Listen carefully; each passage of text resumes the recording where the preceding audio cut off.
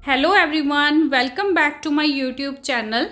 आज की story black magic से रिलेटेड है। सबसे पहले अगर आपने मेरे चैनल को सब्सक्राइब नहीं किया तो प्लीज़ इसे सब्सक्राइब करें ताकि मेरी हर एक वीडियो आपको मिलती रहे। वीडियो को लास्ट तक ज़रूर देखना, अगर अच्छी लगे तो इसे लाइक करना मत भूलना। तो ये स्टोरी है राजस्थान के एक छोटे से गांव की, जहां एक परिवार काले जादू का शिकार हुआ था। इस परिवार में 4 सदस्य थे, माता पिता और उनके 2 बच्चे। परिवार में सब कुछ नॉर्मल चल रहा था जब तक कि एक दिन अचानक अजीब घटनाएं घटने लगी। वो घटनाएं ये थी कि रात में घर में रहस्यमयी आवाज़ें सुनाई देने लगी, कभी रोने की, कभी हंसने की, कभी चिल्लाने की, या फिर रात में कभी किसी के चलने की। परिवार के सदस्यों को अजीब सपने आने लगे और वे रात में चीखने चिल्लाने लगे। एक दिन बच्चों के शरीर पर बिना किसी कारण के छोटे चोट के निशान दिखाई देने लगे। परिवार ने इन घटनाओं को नज़रअंदाज करने की कोशिश की, लेकिन चीज़ें और भी बदतर होने लगी।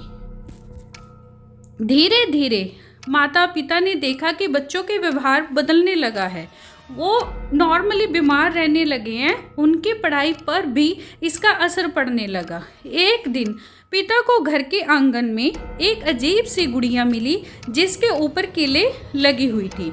उस ऊपर उनके बच्चों के नाम लिखे हुए थे। तो ये देखकर वो समझ गए थे और बहुत घबरा गए थे कि ये कोई काला जादू है। उन्होंने गांव के एक प्रसिद्ध तांत्रिक से संपर्क किया। तांत्रिक ने बताया कि किसी ने परिवार को नुकसान पहुंचाने के लिए काला जादू किया है। तांत्रिक ने कई पूजा और हवन किए और उन्हें बताया कि इस दौरान परिवार को कुछ नियमों का पालन करना होगा, जैसे कि घर में हनुमान चालीसा का पाठ करना और कुछ विशेष तावीज़ पहनना। कई हफ्तों की पूजा और तंत्र मंत्र के बाद धीरे धीरे परिवार की स्थिति सुधरने लगी। बच्चों की तबीयत में सुधार हुआ और वो फिर से परिवार में सामान्य जीवन जीने लगे। माता पिता ने चैन की सांस ली और गांव के लोगों के सामने तांत्रिक को धन्यवाद किया। ये स्टोरी एक तरह की चेतावनी है कि कभी कभी हमारी समझ से परे चीज़ें हो सकती हैं, हमें उनसे सतर्क रहना चाहिए। काला जादू आज भी कई लोगों के लिए एक भयंकर रूप ले लेता है, हमें इससे सतर्क रहना चाहिए और इसका सही उपाय बहुत ज़रूरी है। वीडियो अच्छी लगी तो इसको लाइक और चैनल को सब्सक्राइब करना मत भूलना। धन्यवाद।